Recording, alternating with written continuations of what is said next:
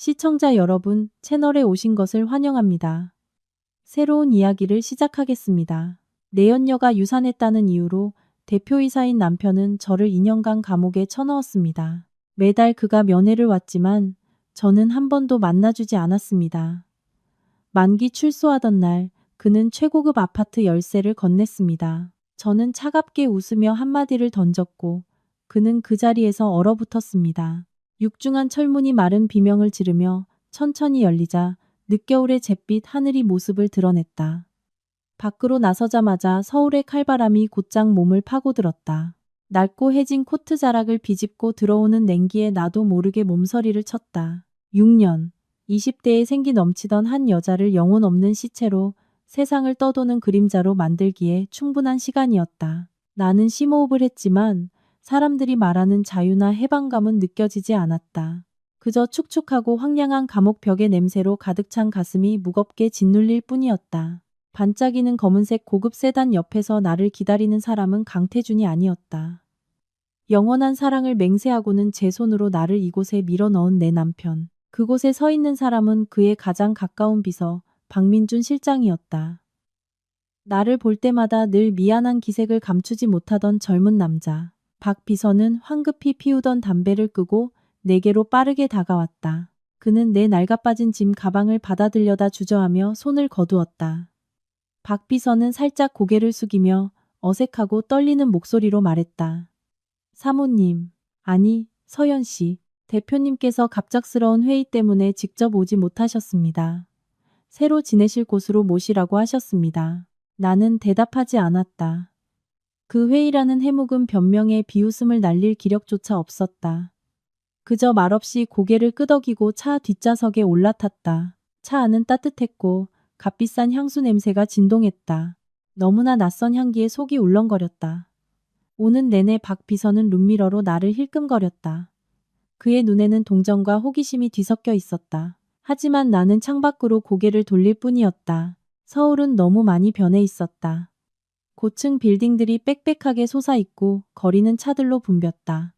모든 것이 화려하고 낯설었다. 마치 나 혼자 시간의 흐름에서 버려진 이방인 같았다.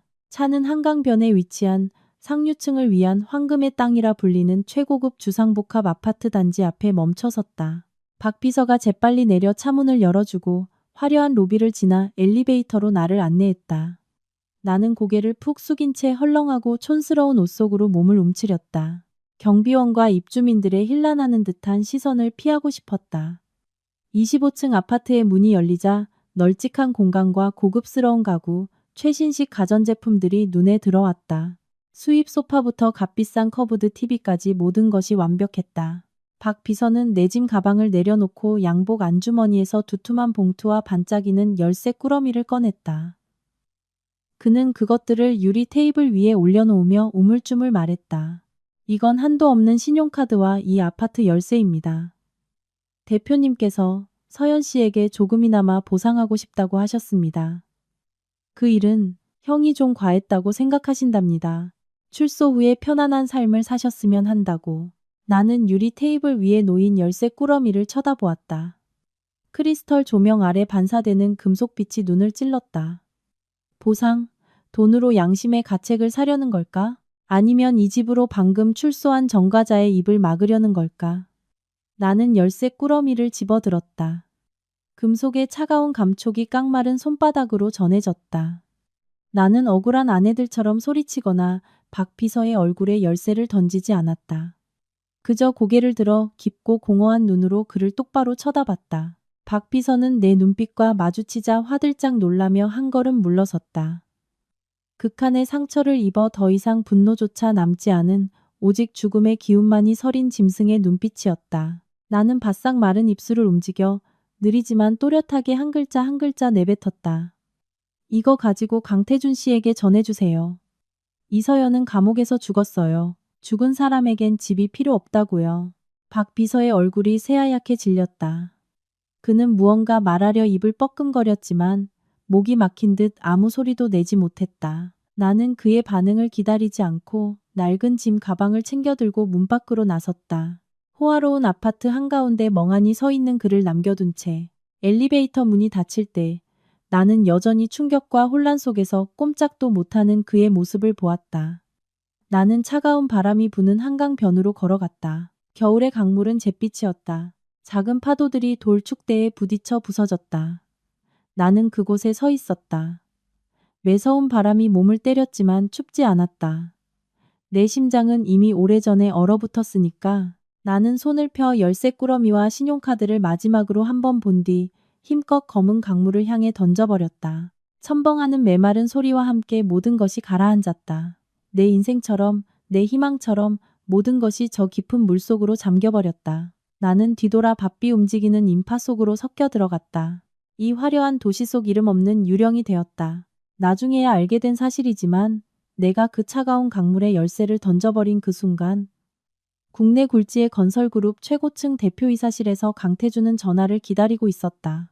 그는 권위적인 가죽 의자에 앉아 타담한 담배를 손에 쥔 채 책상 위 휴대전화만 뚫어져라 쳐다보고 있었다. 아마도 그의 오만한 생각 속에서 내가 값비싼 선물에 감격해 전화를 걸거나 아니면 6년간 쌓인 분노를 퍼부으며 욕설을 내뱉을 거라 믿었을 것이다. 어떤 반응이든 그것은 내가 아직 감정이 남아있는 인간이며 가장 중요하게는 여전히 그의 통제하에 있다는 증거가 될 터였다. 하지만 그의 기다림에 대한 답은 소름 끼치는 침묵뿐이었다. 휴대전화는 무심한 벽돌처럼 조용했다. 그때 사무실 문이 벌컥 열리고 피 한 방울 없는 얼굴을 한박 비서가 들어섰다. 실내 난방이 따뜻했음에도 그의 이마에는 식은땀이 송골송골 맺혀 있었다. 태주는 미간을 찌푸리며 담배를 재떨이에 비벼껐다. 그의 낮고 권위적인 목소리가 울렸다. 그 여자는 어디 있지? 열쇠는 받았나? 왜 아직 연락이 없는 거야? 박 비서는 마른 침을 삼키며 떨리는 목소리로 내가 했던 말을 한 글자도 빼놓지 않고 전했다. 사모님.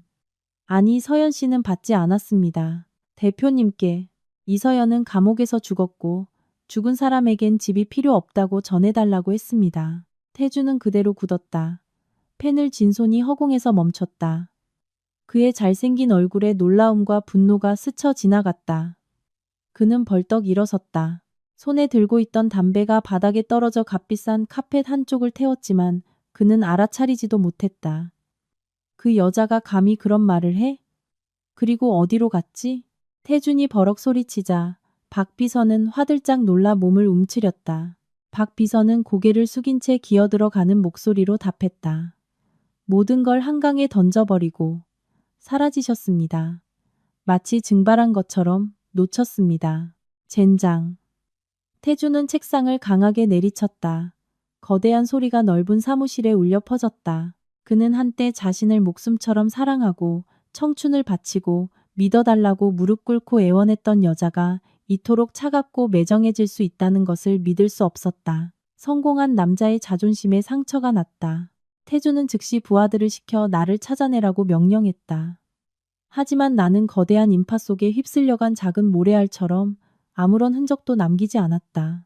나의 실종은 태준의 마음에 밝힌 가시처럼 그를 불안하게 만들기 시작했다. 그 자신조차 이름 붙일 수 없는 모호한 불안감. 그는 내가 교도소에서 보낸 마지막 2년, 즉 그가 면회 금지를 당하고 나와 완전히 연락이 끊겼던 시간 동안 내게 무슨 일이 있었는지 다시 조사하기 시작했다. 며칠 후 두꺼운 의무기록 서류철이 태준의 책상 위에 놓였다. 그 안에 건조한 글자들은 그의 심장을 도려내는 칼날 같았다. 태준은 떨리는 손으로 한 장 한 장 넘겼다. 그는 2년 전 내가 손목을 그어 자살을 시도했던 사건이 그저 내가 연약하고 사랑에 매달려 그의 동정심을 얻기 위한 쇼라고 생각했다. 하지만 서류에 드러난 진실은 그가 상상했던 것보다 수천 배는 더 잔혹했다. 나는 사랑 때문에 죽으려 한 것이 아니었다. 나는 교도소 목욕탕에서 여자 수감자들에게 집단 구타를 당했다. 그들은 나를 무자비하게 폭행했을 뿐만 아니라 돌아가신 할머니의 유일한 유품, 내가 목숨처럼 여기던 낡은 옥 펜던트까지 빼앗아갔다. 극한의 절망 속에서 마지막 희망마저 빼앗기고 벼랑 끝에 몰렸을 때 나는 미쳐버렸다. 나는 야생 짐승처럼 그들에게 달려들었다. 주동자의 귀를 물어뜯어 피투성이 살점을 뜯어냈다. 그 끔찍한 싸움으로 인해 나는 한 달간 징벌방에 갇혔다. 빛도 사람 소리도 없는 오직 어둠과 고독만이 가득한 곳. 바로 그 지옥 같은 시간 속에서 내 정신은 완전히 무너져 내렸다. 나는 심각한 우울증과 외상 후 스트레스 장애를 앓게 되었고 점차 말하는 능력마저 잃어버렸다. 태주는 서류철을 떨어뜨렸다. 그는 의자에 털썩 주저앉아 허공을 응시했다. 6년 만에 처음으로 그는 온몸의 세포 하나하나에 스며드는 공포를 느꼈다. 그는 자신이 나약하다고 생각했던 아내가 그 운명의 밤에 정말로 죽어버렸다는 것을 깨달았다. 돌아온 것은 영원히 치유될 수 없는 상처를 가득 안은 텅 빈 껍데기뿐이었다. 그리고 이 모든 비극을 초래한 사람은 다름 아닌 바로 그 자신이었다. 내연녀의 거짓말을 믿고 나를 호랑이 굴로 밀어넣은 남자. 태주는 머리를 감싸 쥐었다. 차갑고 호화로운 사무실에서 그의 깊은 한숨 소리는 제 손으로 망가뜨린 인연에 대한 비통한 울음소리처럼 무겁게 울려 퍼졌다. 내가 차가운 강물에 열쇠를 던져버린 날로부터 6개월이 흘렀다. 내 인생은 바람에 휩쓸리는 마른 나무잎처럼 이 도시의 가장 어둡고 후미진 곳으로 흘러 들어갔다. 나는 진짜 이름을 쓰지도 신분증이 필요한 일도 할 수 없었다. 태준이 나를 찾아낼 것이라는 공포가 유령처럼 항상 나를 따라다녔기 때문이다. 나는 축축하고 낡은 달동네 단칸방에 숨어 살았다. 낮에는 폐지를 줍고 밤에는 건설 현장이나 사무실 빌딩에서 임시 청소부로 일했다. 돈만 벌 수 있다면, 컵라면으로 하루를 버틸 수만 있다면 무슨 일이든 했다. 오늘은 막 골조 공사가 끝난 신축 오피스 빌딩의 청소 일을 맡았다. 투자자가 현장 시찰을 온다고 해서 현장 감독은 우리에게 로비 구역을 깨끗이 청소하라고 닥달했다. 나는 석회가루로 얼룩진 헐렁한 작업복을 입고 퀭한 얼굴 절반을 가리는 책 넓은 모자를 푹 눌렀었다. 남들 눈에 띄지 않게 머리도 남자처럼 아주 짧게 잘랐다.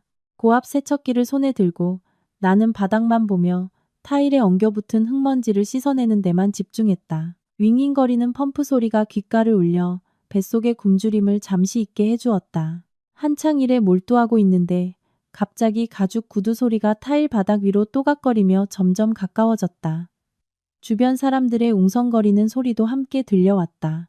나는 반사적으로 몸을 옆으로 비키며 그들이 지나가길 기다렸다. 하지만 그 반짝이는 구두는 내가 든 세척기 노즐 바로 앞에 멈춰섰다. 나는 슬쩍 고개를 들어 위를 쳐다보았다. 칼같이 다려진 고급스러운 바지 자락이 눈에 들어왔다. 나 같은 사람이 평생 멀리서 바라보기만 할 수 있는 부와 권력의 상징. 어이 거기. 회장님 지나가시는데 길 비켜야지. 관리인의 고함 소리가 들려왔다. 하지만 내가 움직이기도 전에 심장이 멎을 듯 익숙한 낮은 목소리가 울려 퍼졌다. 잠깐. 그 남자는 한 걸음 다가와 몸을 숙였다. 모자챙 아래 얼룩진 내 얼굴을 확인하려는 듯했다. 나는 경악했다. 온몸이 떨려왔다. 돌아서 도망치고 싶었지만 발이 축축한 바닥에 뿌리 박힌 듯 움직이지 않았다. 강태준. 그는 여전히 오만한 대표이사의 모습 그대로 잘생기고 세련된 모습이었다. 하지만 지금 나를 보는 그의 눈빛은 경악과 불신으로 가득 차 있었다. 그는 감정이 북받친 듯 갈라진 목소리로 나지막이 말했다. 서연. 당신 맞지? 나는 피가 나도록 입술을 깨물었다. 목구멍까지 차오르는 울음을 삼키기 위해 안간힘을 썼다. 나는 미친 듯이 고개를 저으며 뒷걸음질쳐 도망치려 했지만 태준이 더 빨랐다. 그는 달려들어 뼈만 앙상하게 남은 내 손목을 강하게 붙잡았다. 그의 손은 따뜻했지만 내게는 시뻘겋게 달군 쇠붙이처럼 느껴졌다. 감옥에서 신문당하던 고통스러운 기억이 되살아났다. 태준은 공사장의 바람 소리 사이로 목이 맨 소리를 질렀다. 날 제대로 피해 다녔군. 당신 꼴을 좀 봐. 이게 사람 사는 모습이야? 어쩌다 이 지경까지 된 거야. 그의 손길, 그의 숨결, 모든 것이 내 안에 오랫동안 억눌려 있던 화약통에 불을 붙였다. 극한의 공포는 벼랑 끝에 몰린 짐승의 미친 반격으로 변했다. 나는 아무 말도 하지 않았다. 해명하지도 애원하지도 않았다. 손을 뿌리치려 했지만 소용없었다. 극심한 공황 상태에서 나는 손에 들고 있던 고압 세척기 노즐을 태준에게로 향했다. 쉭, 차갑고 강력한 물줄기가 그의 값비싼 양복과 잘생긴 얼굴, 그리고 그의 오만함을 향해 정통으로 쏟아졌다. 주변 사람들은 경악하며 비명을 질렀다. 경호원 몇몇이 나를 제압하려 달려들었지만 태주는 손을 들어 그들을 막았다. 그는 그 자리에 꼼짝 않고 서서 무자비한 물줄기를 온몸으로 받아냈다. 머리부터 발끝까지 흠뻑 젖었지만 그는 피하지 않았다. 그는 나를 쳐다보았다. 붉게 충혈된 눈으로. 마치 이 육체적 고통으로 자신의 마음을 찢어놓는 죄책감을 조금이라도 씻어내려는 듯이 나는 그를 보았다. 손은 여전히 세척기 방아쇠를 꽉 쥐고 있었지만 내 눈물은 이미 얼굴 위 더러운 물과 섞여 짜고 쓰디쓴 맛을 내고 있었다. 태주는 생쥐꼴이 된 자신의 모습 따위는 신경 쓰지 않았다.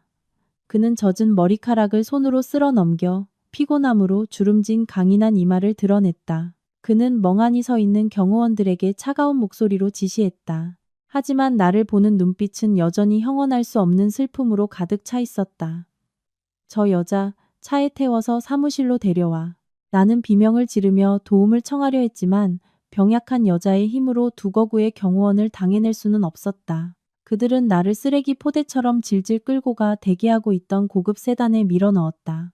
밀폐된 공간 속에서 가죽 시트 냄새와 내 몸의 퀴퀴한 냄새가 뒤섞여 기이한 악취를 만들어냈다. 나는 의자 구석으로 더욱 몸을 움츠렸다. 대표이사실로 돌아온 태주는 옷을 갈아입지도 않고 내게 깨끗한 수건을 던져주었다.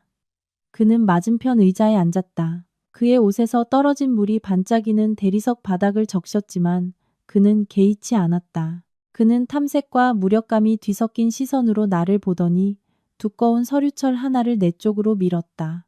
나는 서류 표지에 인쇄된 생태 휴양 리조트 부지 계획안이라는 글자와 함께 교외의 익숙한 지역 지도를 보았다. 나는 깜짝 놀라 심장이 거세게 뛰었다. 그곳은 우리 동네 공동묘지였다. 할머니가 잠들어 계신 곳. 나는 고개를 들어 태준을 쳐다보았다. 눈빛은 경계와 공포로 가득했다. 태준은 천천히 서류철을 펴고 지도 위에 한 붉은 점을 손가락으로 가리켰다. 그의 목소리는 낮았지만 한 글자 한 글자가 내 귀에 모처럼 밝혔다. 여기 할머니 묘 맞지? 이 땅이 우리 그룹의 새 리조트 프로젝트 중심부에 있어. 계획대로라면 이 공동묘지 전체를 이전해야 해. 나는 몸을 떨며 낡은 옷자락을 꽉 쥐었다. 할머니는 내 유일한 가족이자 삶의 이유, 내 세상의 전부였다. 할머니가 돌아가셨을 때 나는 감옥에 있어 장례도 치르지 못했다. 그것은 내 인생 최대의 한이었다. 그런데 이제 할머니의 무덤마저 편히 쉬지 못하게 하겠다는 건가? 나는 태준을 보며 억울함에 잠긴 목소리로 물었다. 원하는 게 뭐예요? 대체 나한테 뭘 원하냐고요? 태준은 의자에 등을 기댔다. 그의 눈빛은 날카로워졌고 아까의 동정심은 사라졌다. 그 자리에는 냉철한 사업가의 계산만이 남아있었다. 네가 날 증오하고 내 돈을 받기 싫어하는 거 알아. 하지만 할머니는 어떡하지? 네가 동의하지 않으면 난 절차대로 진행할 거야. 그 묘를. 무연고 납골당으로 이장시키겠지. 그때가 되면 유골조차 찾지 못할걸. 나는 그 자리에 얼어붙었다. 무연고 납골당? 평생을 고생만 하신 할머니가 돌아가셔서까지 그런 외로운 곳에 계셔야 한다고? 태주는 내 치명적인 약점을 정확히 알고 있었다. 내가 어떤 모욕과 폭행은 견딜 수 있어도 할머니의 안식을 방해하는 것은 참을 수 없다는 것을 그는 정말 잔인했다. 소름 끼치도록 태주는 또 다른 서류를 내밀었다. 그것은 근로계약서였다. 여기에 사인해. 5년간 내 밑에서 자료 정리원으로 일해. 내 노동력으로 옛날 병원비와 은혜를 갚는 셈쳐. 할머니 일은 내가 책임지고 그 대가로 할머니 묘는 그대로 보존해주지. 심지어 더 번듯하게 새로 지어줄 수도 있어. 5년 후 계약이 끝나면 네가 어디로 가든 막지 않겠다. 나는 펜을 들었다. 손이 심하게 떨렸다. 5년. 6년의 옥살이에 비하면 길지 않은 시간이지만 그것은 또 다른 정신적 감금이었다. 나는 한때 그토록 사랑했던 남자를 보았다. 지금 그는 너무나 낯설고 두려웠다. 하지만 잡초가 무성한 할머니의 무덤이 머릿속에 떠올랐다. 나는 고개를 숙일 수밖에 없었다. 나는 이를 악물고 계약서에 서명했다. 마치 두 번째로 악마에게 영혼을 파는 기분이었다. 돈 때문이 아니라 돌아가신 분의 평안을 위해서.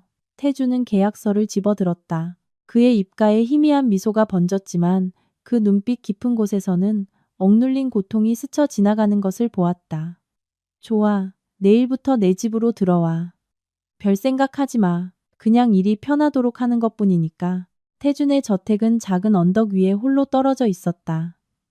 울창한 고목들이 주변을 감싸고 있어 으스스할 정도로 고요하고 차가운 분위기를 자아냈다. 박 비서가 나를 그곳으로 데려온 것은 해질 무렵이었다. 핏빛처럼 붉은 노을이 어둠에 잠식될 때 육중한 철문이 열렸다. 나는 텅 비고 넓은 정원으로 들어섰다. 철창은 없지만 고독으로 사람을 가두는 더 고급스러운 감옥에 들어가는 기분이었다. 태주는 이미 나이든 가정부 아주머니와 개인 주치의까지 고용해 두었다. 그는 물질적 풍요와 편안함이 감옥에서의 굶주림과 고통을 보상해 줄 수 있다고 생각한 모양이었다. 가정부 아주머니는 안타까운 눈빛으로 나를 바라보며 2층에서 가장 넓은 방으로 안내했다. 그곳에는 부드러운 매트리스가 깔린 침대, 새하얀 실크 시트, 정교한 꽃무늬 자수 커튼, 그리고 꽃이 가득한 정원이 내다보이는 발코니가 있었다. 사모님 편히 쉬세요. 필요한 거 있으시면 언제든 부르시고요. 아주머니는 문을 닫고 나갔다. 호화롭지만 낯선 공간에 나 혼자 남겨졌다. 나는 방 한가운데 서서 새하얀 침대를 바라보았다. 닭살이 돋았다. 너무 부드럽고 너무 깨끗했다. 깨끗해서 오히려 감옥에서 외부 감사단을 속이기 위해 꾸며놓았던 가짜 행복의 방을 떠올리게 했다. 현실은 차갑고 냄새나는 시멘트 바닥에서 비좁게 잠들어야 했지만 이 안락함은 함정이었다. 저기에 누우면 영원히 잠들거나 깨어났을 때 수술대 위에 묶여 장기를 적출당할 것만 같은 공포에 휩싸였다. 밤이 되자 저택은 어둠에 잠겼고 고요함 속에서 바깥의 벌레 소리마저 귀를 찔렀다. 나는 불을 끄지 못하고 방 안의 모든 조명을 켰다. 침대에 올라가지도 못하고 얇은 이불을 끌어내려 출입문과 가장 가까운 구석 딱딱한 나무 바닥에 깔았다. 오직 이곳 등이 딱딱한 바닥에 닿아야만 희미한 안정감을 느낄 수 있었다. 징벌방에서 웅크리고 지새우던 밤들처럼 그곳은 지긋지긋할 정도로 익숙해진 공간이었다. 나는 새우처럼 몸을 웅크리고 두 팔로 머리를 감싼 채 잠을 청하려 애썼다.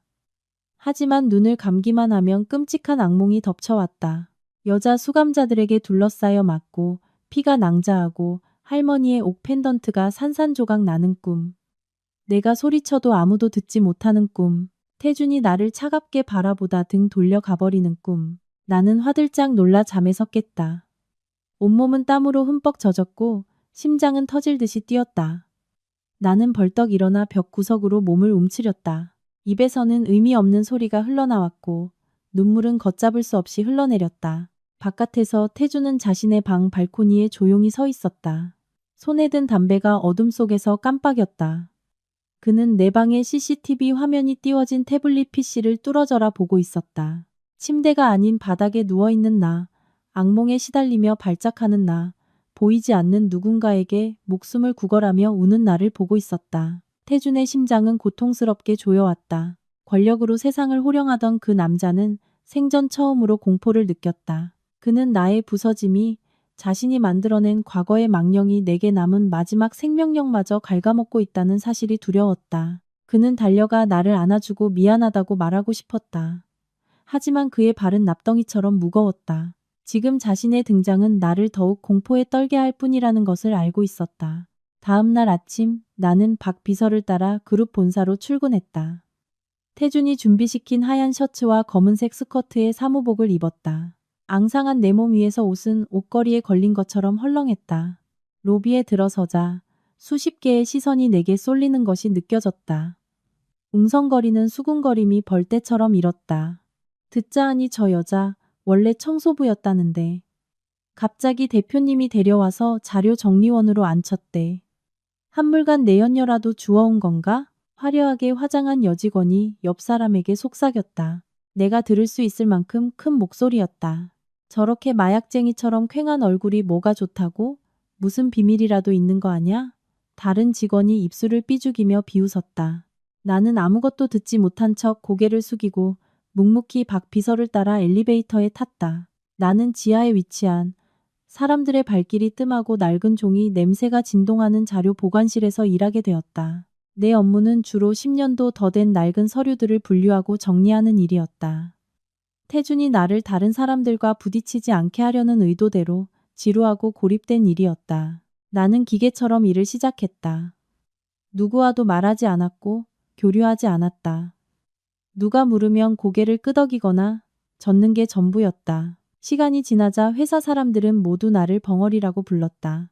나는 상관하지 않았다. 내 세상은 이제 침묵뿐이었다. 태주는 부서장에게 무거운 일은 시키지 말고 라벨 붙이기나 자료 입력 같은 가벼운 일만 시키라고 지시했다. 하지만 나는 그러고 싶지 않았다. 나는 가장 힘든 일에 달려들었다. 새 서류 상자가 창고로 들어올 때마다 나는 남자 직원들을 기다리지 않고 직접 무거운 상자들을 날랐다. 이를 악물고 몸을 일으키면 깡마른 팔뚝에 핏줄이 섰고 등은 땀으로 흠뻑 젖었다. 근육이 긴장하고 척추에서 통증이 느껴질 때마다 나는 기묘한 만족감을 느꼈다. 육체적 고통은 정신적 고통을 잠시 잊게 해주었고 내가 아직 살아있다는 느낌을 주었다. 비록 벌레처럼 연명하는 삶일지라도 한 번은 태준이 불시에 내려왔다가 내 몸집보다 2배는 큰 서류 상자를 낑낑대며 옮기는 나를 발견했다. 그는 화가 나서 달려와 내 손에서 상자를 빼서 바닥에 쿵 소리가 나게 내동댕이 쳤다. 그는 분노로 얼굴이 붉어진 채 소리쳤다. 지금 뭐 하는 짓이야? 내가 당신을 막노동꾼으로 고용한 줄 알아? 왜 내 말을 안 듣는 거냐고. 나는 헐떡이며 서 있었다. 땀으로 머리카락이 이마에 달라붙었다. 나는 그를 올려다보았다. 내 눈빛은 이상할 정도로 평온했다. 두려움도 원망도 없었다. 나는 주머니에서 작은 메모지를 꺼내 급히 몇 글자를 적어 그에게 건넸다. 저는 빚을 갚으러 온 죄인입니다. 죄인은 일을 해야죠. 동정하지 마세요. 당신의 동정은 구역질이 나니까. 태주는 메모지를 쥔 채 손을 부들부들 떨었다. 그는 나를 잡아먹을 듯이 노려보았지만 이내 무력하게 2팔을 늘어뜨렸다. 그는 내가 나 자신을 잔인하게 학대함으로써 그와 나 자신 모두를 벌하고 있다는 것을 깨달았다. 그는 돌아서 가버렸다. 그의 무거운 발걸음 소리가 복도에 울렸다. 차가운 창고에 홀로 남겨진 나는 다시 허리를 숙여 서류 상자를 들고 무서운 침묵 속으로 묵묵히 걸어 들어갔다. 지하 자료실에서의 나날은 숨 막히는 정적 속에서 흘러갔다. 나는 먼지 쌓인 서류장 사이를 떠도는 보이지 않는 그림자로 영원히 남을 것이라 생각했다. 화려하고 잔인한 저 위 세상과 단절된 채로. 하지만 그 거짓된 평화는 오래가지 못했다. 비가 억수같이 쏟아지던 어느 오후 자료실 문이 갑자기 벌컥 열렸다. 도도하고 도전적인 하이힐 소리가 바닥을 또각또각 울렸다. 들어온 사람은 태준의 약혼녀 김지수였다. 나는 신문기사에서 그녀를 본 적이 있었다. 유력 정치인의 딸로 아름답고 세련되며 기품이 넘쳤다. 지수는 몸에 꼭 맞는 베이지색 명품 원피스를 입고 어깨에는 모피 코트를 걸치고 있었다. 그녀의 진한 향수 냄새가 코를 찔러 익숙한 곰팡내를 압도했다. 그녀는 마치 미운 오리떼 속에 나타난 백조처럼 눈부셨다. 그녀의 날카로운 눈이 허름한 방을 훑어본 뒤 내게 멈췄다. 나는 바닥에 주저앉아 서류를 분류하고 있었다. 손은 잉크와 먼지로 얼룩져 있었다. 지수를 보고도 나는 살짝 고개를 들었다가 다시 일에 몰두했다. 그녀의 존재를 무시하는 것처럼 나의 무관심이 지수를 화나게 한 모양이었다. 그녀가 다가오자 하이힐 소리는 망치 소리처럼 고막을 때렸다. 지수는 내 앞에 우뚝 섰다. 그녀의 그림자가 나를 덮었고 달콤하지만 비아냥거림이 가득한 목소리가 들려왔다. 강 대표님이 특별한 직원을 새로 뽑았다고 듣긴 했는데 당신이었군요. 서연 씨, 오랜만이네요. 꼬리말이 아니네.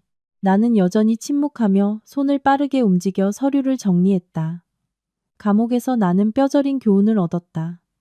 침묵이 최고의 방패라는 것을. 당신이 저항하지 않으면 괴롭히는 자는 곧 실증을 낸다. 하지만 지수는 교도소의 그 여자들과는 달랐다. 그녀는 훨씬 교활하고 오만했다.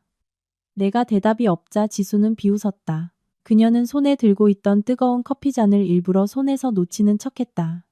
어머나, 그녀가 가식적인 비명을 질렀다.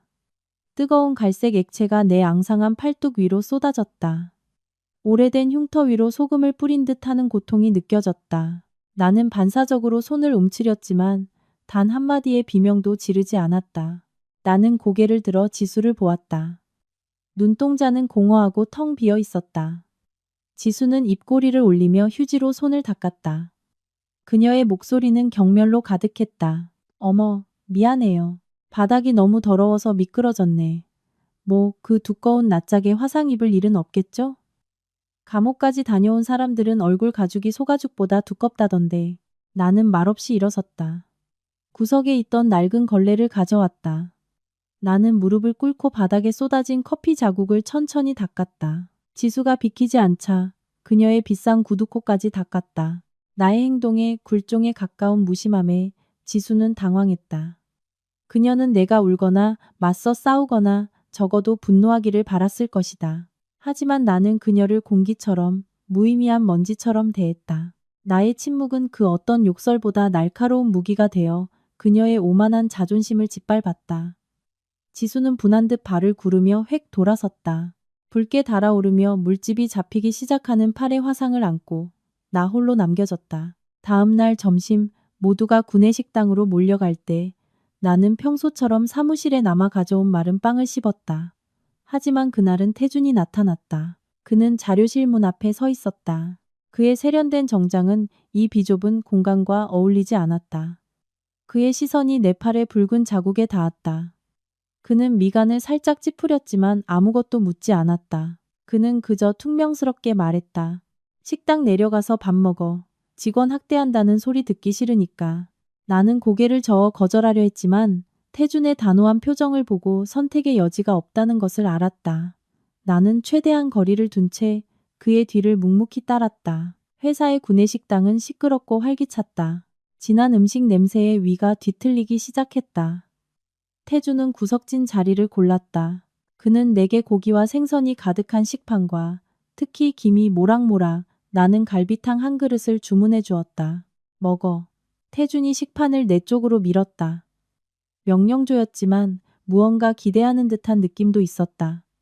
너무 말랐어. 기력 보충해야지. 나는 기름진 갈비탕을 보았다. 푹 고아진 갈비가 기름진 국물 위에 둥둥 떠 있었다.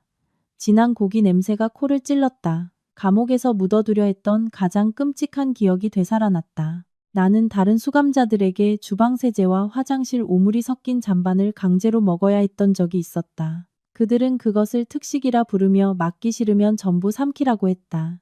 그 시큼하고 역겨운 냄새가 꿈속까지 나를 괴롭혔고 내 몸은 고기와 기름진 음식에 대한 본능적인 거부 반응을 일으켰다. 나는 입을 막았다. 구역질이 목구멍까지 차올랐다. 얼굴은 새파랗게 질리고 식은땀이 비오듯 흘렀다.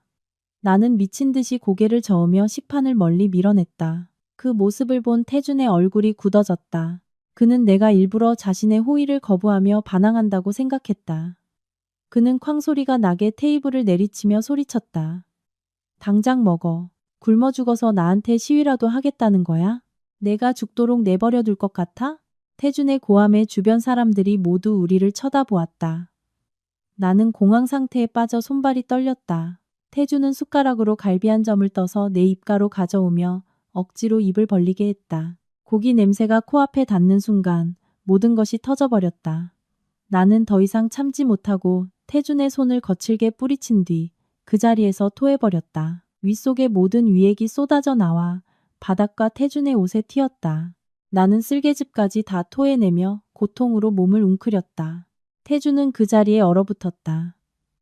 갈비탕 그릇은 바닥에서 산산조각 났고 국물이 사방으로 튀었다. 박 비서가 황급히 달려와 주치의가 경고했던 내 섭식 장애에 대해 태준의 귓가에 속삭였다. 태준의 얼굴빛이 변했다. 분노는 경악으로 그리고 깊은 후회로 바뀌었다. 그는 떨리는 목소리로 나를 부축하려 손을 내밀었다. 미안, 몰랐어.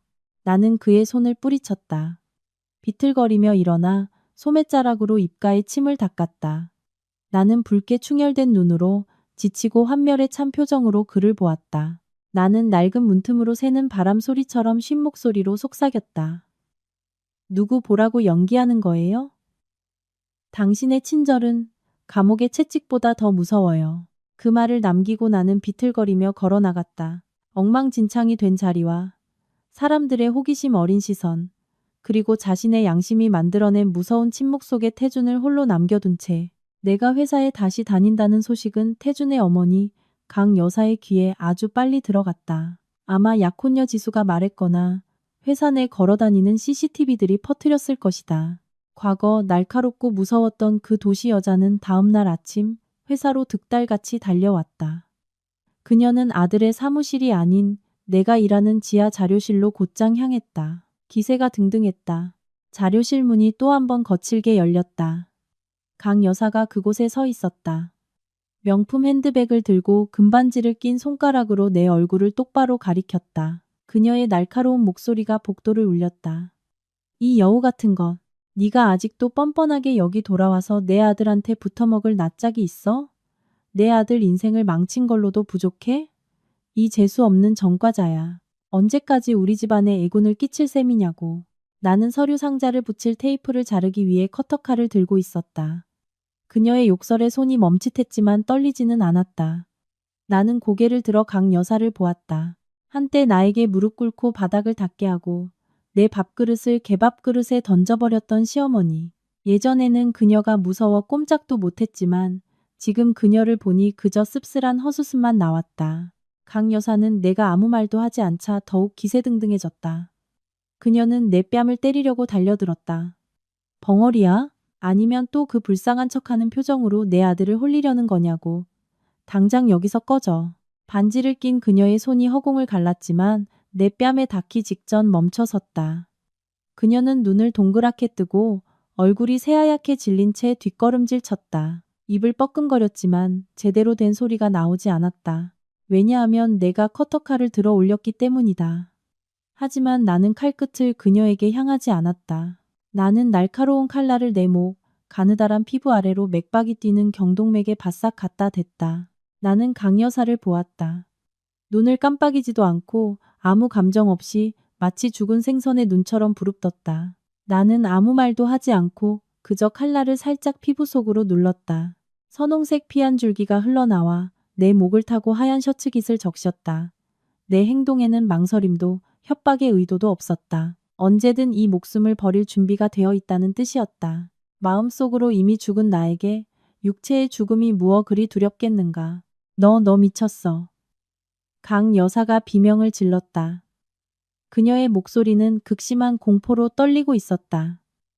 그녀는 누구도 이렇게까지 하는 것을 본 적이 없었다. 이런 미친 무모함은 처음이었다. 그녀는 두려웠다.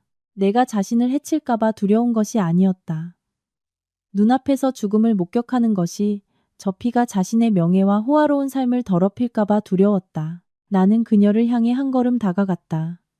칼날은 여전히 목에 대고 있었고 피는 계속 흘렀다. 강 여사는 공황 상태에 빠져 뒷걸음질 치다 제 발에 걸려 넘어질 뻔했다. 오지 마. 이 미친년아.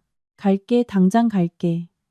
그녀는 평소에 고상한 귀부인 모습은 온데간데 없이 허둥지둥 돌아서 도망쳤다. 그녀의 하이힐 소리가 복도를 어지럽게 울렸다. 나는 그녀의 뒷모습이 사라질 때까지 서 있다가 천천히 커터칼을 내렸다. 손으로 목에 피를 닦았다. 따끔한 통증이 내가 아직 살아있다는 것을 상기시켜 주었다. 하지만 이 삶은 어찌 이리도 피곤하고 무의미한가. 연말, 회사는 5성급 호텔에서 성대한 송년회를 열었다. 태주는 나에게 반드시 참석하라고 강요했다. 전 직원이 모두 참석해야 한다는 이유였다. 그날 오후 커다란 선물 상자가 자료실로 배달되었다. 안에는 눈부신 에메랄드 그린 색상의 이브닝 드레스가 들어있었다. 부드러운 실크 소재에 등이 과감하게 파이고 반짝이는 보석이 밝힌 디자인이었다. 함께 들어있는 메모지에는 태준의 짤막한 메시지가 적혀 있었다. 오늘 밤, 이거 입어. 나는 값비싼 드레스와 굳은 살이 박인 내 거친 손을 번갈아 보았다. 씁쓸한 아이러니를 느꼈다. 이 드레스는 피부가 희고 고운 귀족 아가씨를 위한 것이지 나처럼 망가진 전과자를 위한 것이 아니었다. 하지만 나는 태준의 뜻을 거역할 수 없다는 것을 알았다. 나는 그의 손에 들린 꼭두각시일 뿐 그가 줄을 당기는 대로 춤을 춰야 했다. 나는 좁은 직원 탈의실로 드레스를 가져갔다. 헐렁한 옷을 벗고 거울 앞에 섰다. 거울 속에는 내 헐벗은 몸이 비쳤다. 뼈만 앙상하고 피부는 창백했으며 가장 끔찍한 것은 등 전체를 뒤덮은 흉터들이었다. 크고 작은 흉터들이 고통의 지도처럼 서로 얽혀 있었다. 교도 간의 전기 충격기 자국도 있었고 동료 수감자에게 쇠파이프로 맞은 자국도 있었다. 악몽 속에서 내가 스스로 핥힌 자국도 있었다. 그것들은 혐오스러운 지네처럼 내 살갗을 기어다니는 6년간의 지옥을 새긴 낙인이었다. 나는 떨리는 손으로 드레스를 입었다. 차가운 실크가 울퉁불퉁한 피부에 닿자 소름이 돋았다. 등이 파인 드레스는 나의 추하고 망가진 모습을 적나라하게 드러냈다. 옆구리 지퍼를 올리려 낑낑대고 있을 때 갑자기 탈의실 문이 열렸다. 태준이 들어왔다. 아마 내가 준비를 마쳤는지 확인하러 온 모양이었다. 준비 다 됐어? 차가 기다리고 그의 말은 목구멍에서 멎었다. 커다란 거울을 통해 내 맨등을 본 순간 그는 그대로 굳어버렸다. 눈을 크게 떴다.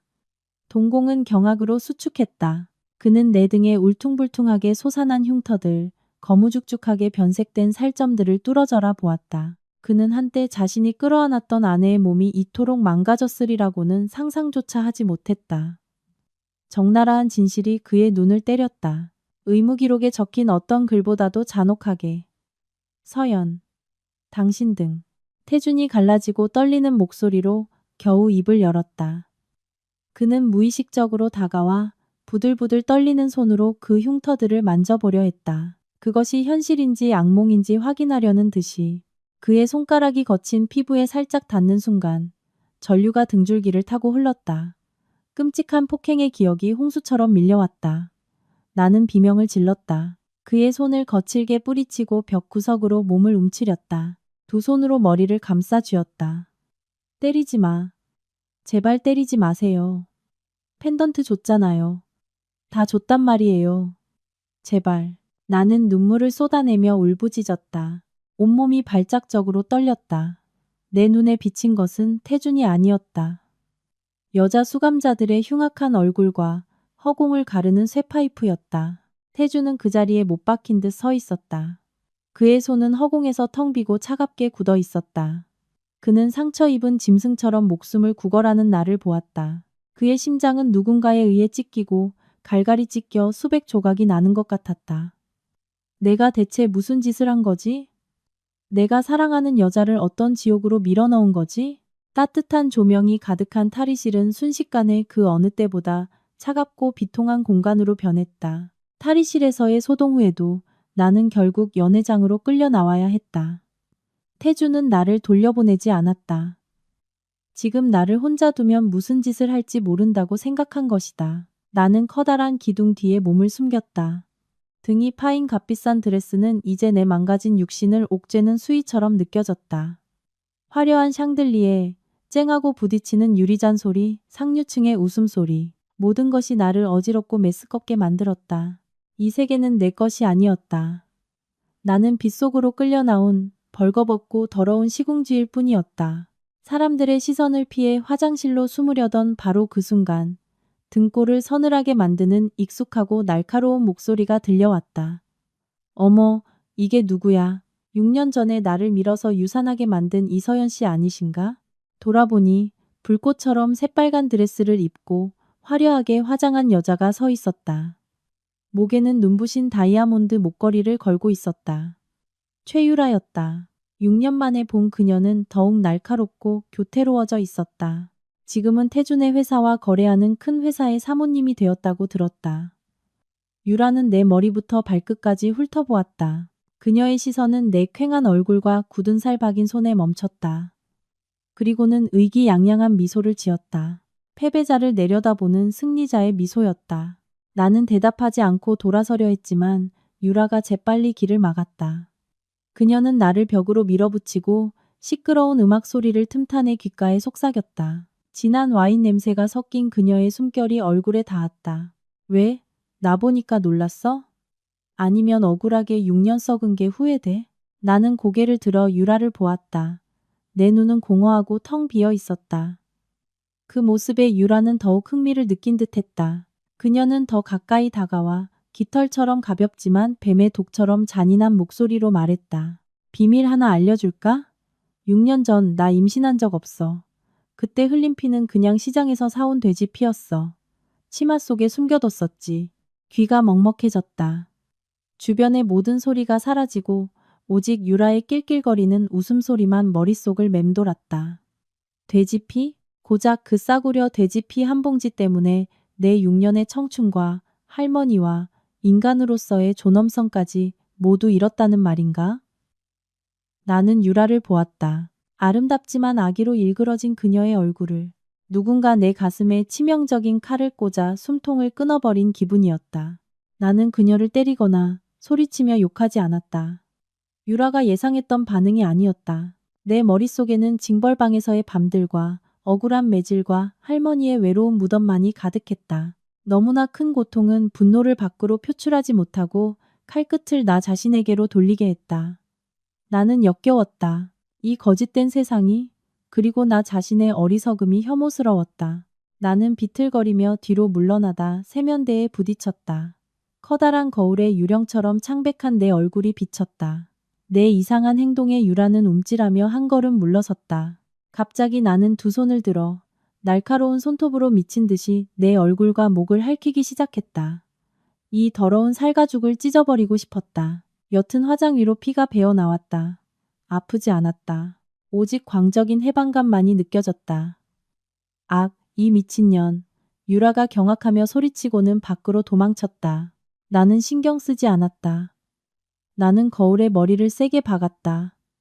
쨍그랑 유리가 산산조각 났다. 날카로운 유리 조각이 이마를 스쳤다. 피가 눈으로 흘러내려 시야를 붉게 물들였다.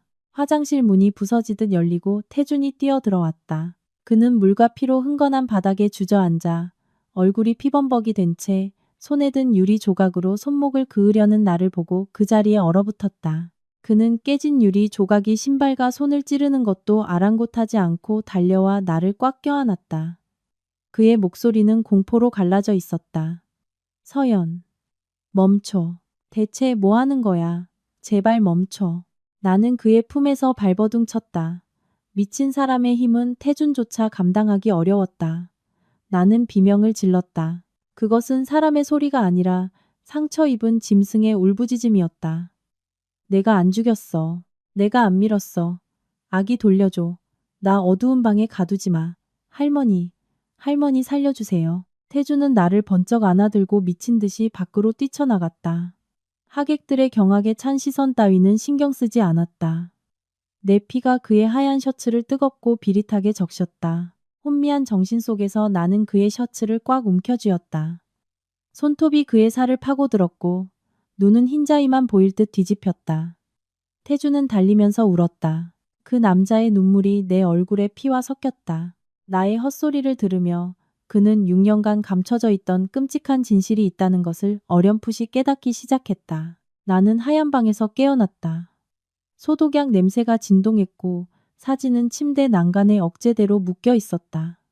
내가 자해하는 것을 막기 위해서였다. 옆에 서 있던 의사가 고개를 저으며 태준에게 말했다. 환자는 심각한 우울증과 급성 정신장애를 동반하고 있습니다. 자해 성향이 매우 높습니다. 몸의 상처들을 보니 이번이 처음이 아닌 것 같군요. 태주는 방구석 벽에 기댄 채 서 있었다. 하룻밤 사이에 얼굴이 몹시 수척해져 있었다. 그는 침대에 누워있는 나를 보다가 서류철을 들고 막 들어온 박 비서를 보았다. 박 비서는 태준의 눈을 감히 마주치지 못했다. 그는 서류철을 테이블에 올려놓으며 떨리는 목소리로 말했다. 대표님, 지시하신 대로 6년 전 최유라 씨의 모든 의료 기록을 다시 조사했습니다. 결과는 대표님께서 의심하신 대로입니다. 태주는 달려가 서류철을 낚아챘다. 떨리는 손으로 한 장 한 장 넘겼다. 글자들과 도장들과 증인들의 진술이 점차 모습을 드러내며 잔혹한 진실의 그림을 완성했다. 유라에게 유산 진단서를 발급해준 의사는 그녀의 먼 친척이었다. 그는 거액의 돈을 받고 서류를 위조했다. 태아 초음파 사진 또한 다른 산모의 것을 이용한 가짜였다. 모든 것이 완벽한 연극이었다. 태아도 살인사건도 없었다. 오직 남편에 의해 억울하게 6년간 옥살이를 하고 온갖 매질과 수모를 견뎌낸 무고한 아내만이 있었을 뿐이다. 태주는 서류철을 바닥에 떨어뜨렸다. 하얀 종이들이 비통한 나비처럼 흩날렸다. 그는 비틀거리며 뒷걸음질치다 다리에 힘이 풀려 차가운 바닥에 주저앉았다. 내가 대체 무슨 짓을 한 거지? 세상에 내가 무슨 짓을. 태주는 머리를 감싸 쥐었다. 손가락으로 헝클어진 머리를 쥐어뜯었다. 그는 웃기 시작했다. 미친 듯하고 심장을 찢는 듯 고통스러운 웃음이었다. 그는 이 세상에서 자신을 가장 사랑했던 여자를 독사를 지키기 위해 제 손으로 파괴했다. 나의 6년의 청춘, 할머니의 목숨, 나의 명예와 인품, 모든 것이 그의 어리석음과 눈먼 집착에 의해 묻혀버렸다. 조용한 병실에는 심박 측정기의 규칙적인 삐삐 소리와 양심의 가책에 찢겨나가는 한 남자의 흐느낌만이 들릴 뿐이었다. 태주는 고개를 들어 나를 보았다. 그의 눈빛은 절망으로 가득했다. 그는 자신이 1000번을 죽어도 이 죄를 씻을 수 없으며 내게 온전했던 삶을 되돌려줄 수 없다는 것을 알았다. 태주는 최유라를 즉시 법의 심판대에 세우지 않았다. 그는 죽음이나 감옥은 그녀 같은 인간에게는 너무 가벼운 처벌이라고 말했다. 그는 그녀가 모든 것을 조금씩 서서히 잃어가는 고통을 맛보게 하고 싶었다. 그녀가 내게 했던 것처럼. 후회로 미쳐가는 한 남자의 지휘 아래 잔혹하고 조용한 숙청이 어둠 속에서 시작되었다. 첫 번째 목표는 유라 남편의 회사였다. 태주는 자신의 권력과 재계의 인맥을 총동원하여 계약을 막고 자금줄을 끊고 탈세 증거를 터뜨려 경쟁사를 파산 직전으로 몰아넣었다. 유라의 남편은 성공한 사업가에서 하루아침에 빚더미에 앉게 되었고 집에 돌아와 아내에게 화풀이를 했다. 박 비서의 말에 따르면 유라는 이제 사는 게 죽는 것보다 못한 삶을 살고 있다고 했다. 남편에게 구타당하고 빚쟁이에게 쫓기며 한때의 화려함은 온데간데 없이 망가져갔다. 다음으로 태주는 회사 내부 인력을 전면 재조사했다. 구내식당에서 내게 잔반을 먹으라고 강요했던 자들, 내가 무거운 짐을 나를 때 비웃었던 경비원들, 모두 어떤 퇴직금도 받지 못한 채 즉시 해고되었다. 그는 마치 다른 사람을 처벌함으로써 자신의 마음속에서 울부짖는 폭풍을 잠재우려는 듯 모든 것을 단호하고 무자비하게 처리했다. 태주는 물질로도 나를 보상하려 애썼다. 그는 내 계좌로 거액의 돈을 이체했고 상가 몇 채를 내 이름으로 돌려놓았으며 가장 비싼 보약들을 사다 날랐다. 그는 해외에서 가장 유능한 심리치료사들을 초빙해 나를 치료하게 했다. 매일 병상을 지키며 내게 죽을 떠먹여주고 손가락 하나하나를 닦아주었다. 하지만 내게 그 모든 것은 무의미했다. 나는 여전히 영혼 없는 시체처럼 살았다. 습관처럼 회사에 출근했다가 밤이 되면 창가에 웅크리고 앉아 칠흑 같은 어둠을 바라보았다. 돈도 집도 그의 뒤늦은 정성도 내 부서진 영혼을 꿰맬 수는 없었다. 어느 날 오후 태준이 방으로 들어와 반짝이는 다이아몬드 보석함을 테이블 위에 놓았다. 그는 내 옆에 무릎을 꿇고 내 차갑고 앙상한 손을 잡았다. 그의 목소리는 쉬어 있었다. 서연, 내가 그들을 처리했어. 최유라는 죗값을 치르고 있어. 기분이 조금은 나아졌어? 나는 고개를 돌렸다. 텅 빈 눈은 그를 지나 허공의 어느 한 점을 응시했다. 나는 희미하고 씁쓸한 미소를 지었다. 나는 그의 손에서 내 손을 빼내며 바람처럼 가벼운 목소리로 말했다. 기쁘다고요? 그녀가 굶어 죽든 매를 맞든 내 6년이 돌아오나요? 할머니가 다시 살아나시나요? 당신은 나를 위해 복수하는 건가요? 아니면 당신의 썩어빠진 양심을 구원하려는 건가요? 내 질문에 태주는 얼어붙었다. 그는 고개를 숙였다. 어깨가 부들부들 떨렸다. 그는 자신이 무슨 짓을 해도 우리 사이의 거리는 이제 피와 눈물, 그리고 한 사람의 목숨으로 갈라진 메울 수 없는 심연이 되었다는 것을 깨달았다. 그날 밤 갑작스러운 소나기가 쏟아졌다. 저택 지붕 위로 떨어지는 빗소리가 비통하게 울렸다. 나는 창턱에 몸을 웅크리고 앉아 차가운 유리창을 타고 흐르는 물방울을 보았다. 마음은 텅 비어 아무런 파문도 일지 않았다. 벌써 며칠째 태주는 집에 들어오지 않았다. 박 비서 말로는 회사 문제와 유라를 처리하는 일로 바쁘다고 했다. 나는 관심 없었다. 그가 이 세상을 뒤집어 엎는다 해도 더 이상 나와는 상관없는 일이었다. 자정이 가까워질 무렵 문 밖에서 자동차 엔진 소리가 정적을 깨뜨렸다. 철문이 열리고 태준이 비틀거리며 집으로 들어왔다. 온몸은 빗물에 흠뻑 젖었고 진한 술 냄새가 풍겼다. 그는 불도 켜지 않고 어둠 속에서 더듬거리며 내 방으로 올라왔다. 방문이 열리자 희미한 수면등 불빛이 그의 붉은 얼굴과 충혈된 눈을 비쳤다. 태주는 그곳에 서서 나를 뚫어져라 보더니 갑자기 무릎을 꿇었다. 그의 무릎이 나무 바닥에 쿵 소리를 내며 부딪혔다. 상류사회를 호령하던 오만한 남자가 지금 내 앞에서 폐잔병처럼 초라하게 무릎 꿇고 있었다. 그는 고개를 숙였다. 어깨가 떨렸고 부서진 가슴에서 터져나오는 흐느낌이 새어나왔다. 서연아, 내가 잘못했어. 정말 잘못했어. 차라리 날 때려. 날 죽여. 제발 그런 눈으로 날 보지 마. 나는 꼼짝도 하지 않고 앉아 있었다. 그를 부축하려 손을 내밀지도 않았다. 나는 그가 우는 것을 스스로를 벌하기 위해 제 가슴을 쿵쿵 치는 것을 보았다. 내 마음은 차가웠다. 누명을 벗은 자의 통쾌함도 옛 남편에 대한 연민도 없었다. 진실은 너무 늦게 밝혀졌고 너무 늦어서 무의미해졌다. 태주는 눈물 콧물로 범벅이 된 얼굴을 들었다. 그는 무릎으로 기어 내 발치로 다가와 내 손을 잡으려 했다. 나는 발을 뒤로 뺐다. 그를 보는 내 눈빛은 칼날처럼 차가웠다. 나는 차갑고 무감정한 목소리로 말했다. 뭘 울어요? 나를 동정하는 건가요? 아니면 당신의 썩어빠진 양심 때문에 우는 건가요? 태주는 굳었다. 그는 더듬거렸다. 당신에게.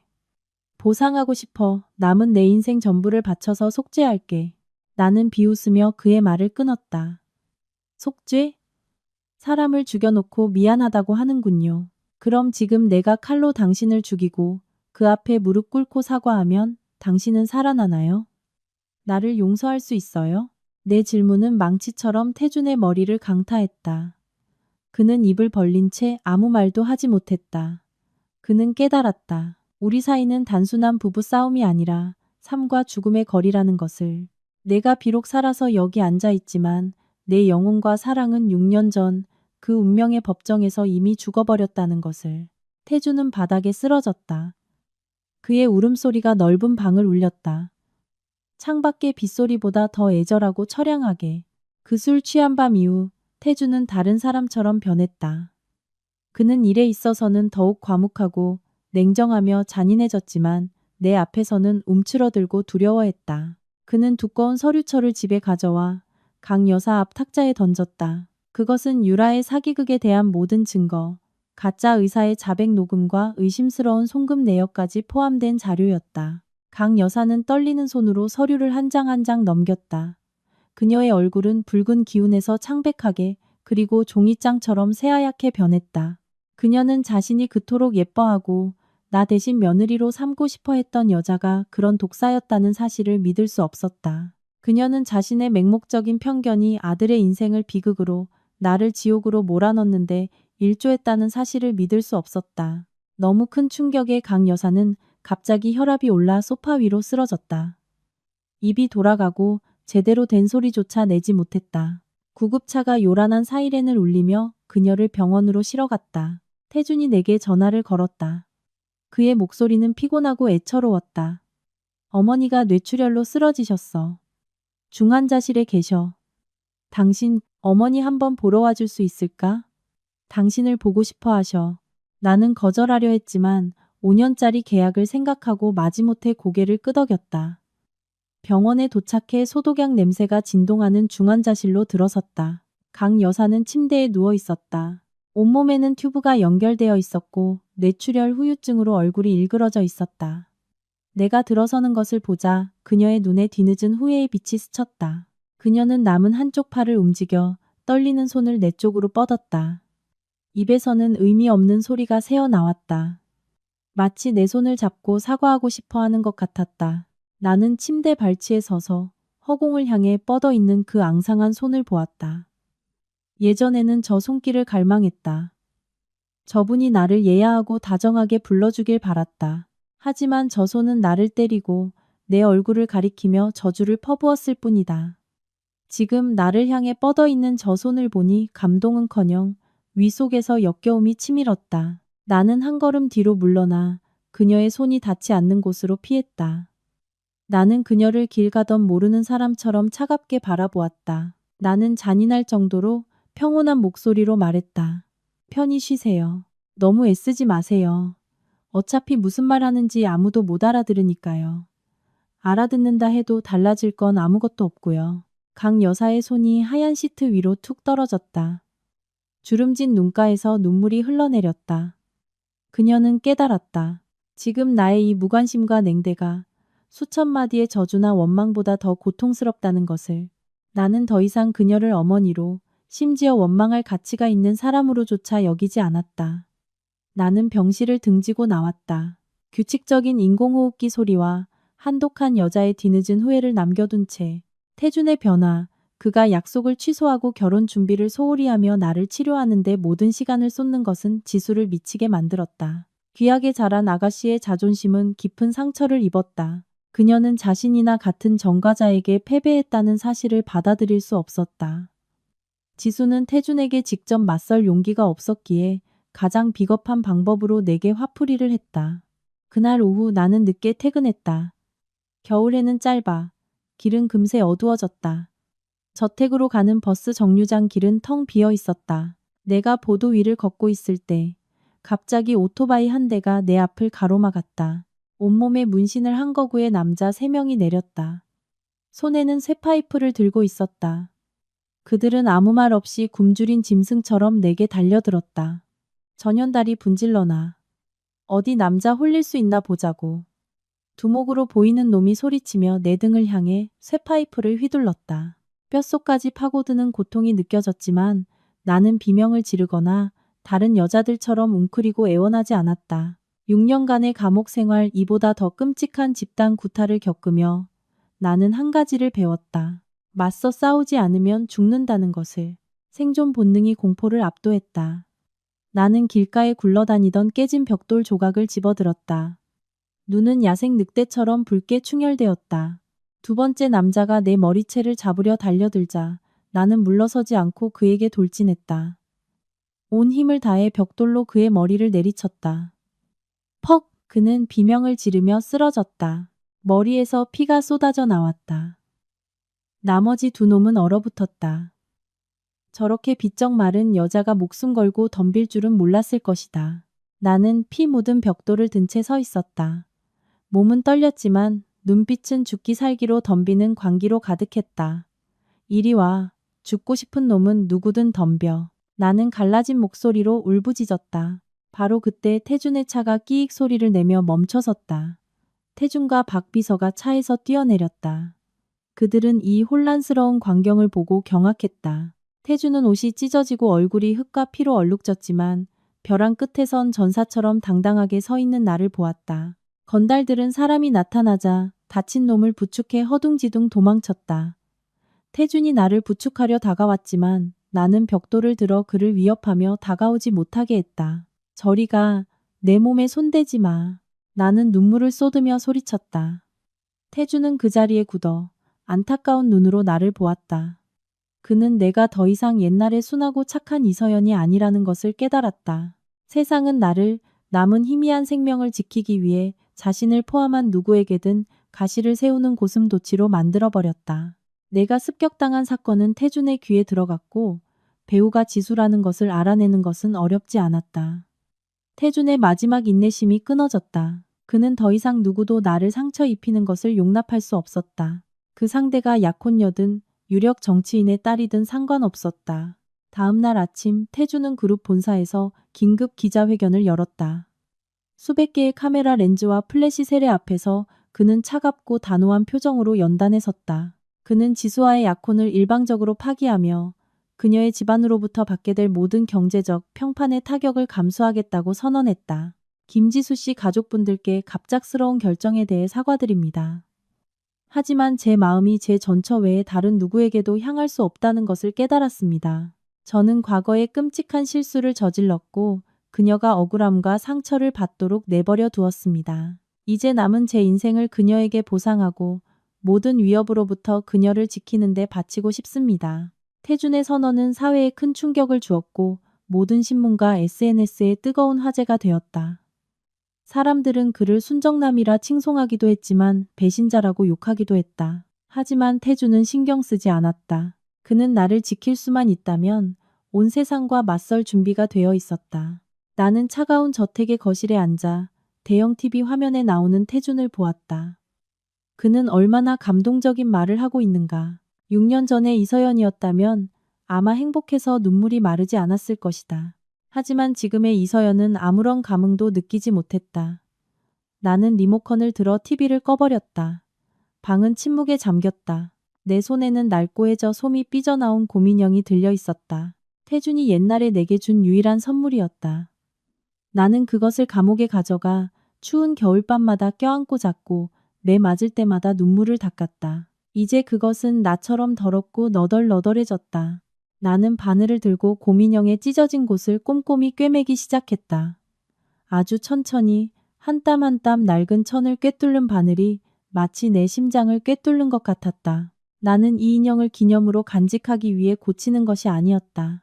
나는 부서진 기억의 조각들을 꿰매고 있었다. 그리고 그 후 모든 것을 영원한 망각 속에 묻어버릴 것이다. 태준이 파혼을 하든 무슨 짓을 하든 그와 내가 영원히 다른 세상에 속하게 되었다는 사실은 변하지 않았다. 태준은 포기하지 않았다.